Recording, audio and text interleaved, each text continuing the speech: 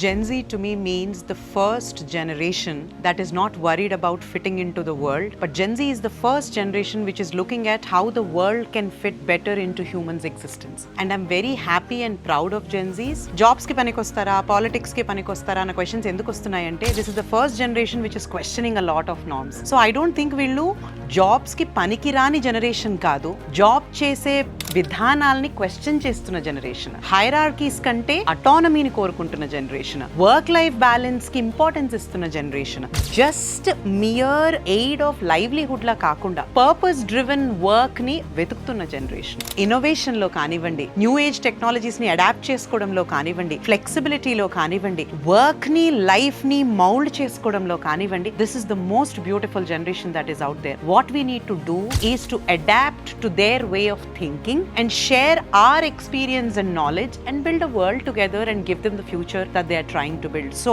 Gen Z work ki panikirani generation kaadu, work models ni renegotiate chestunna generation.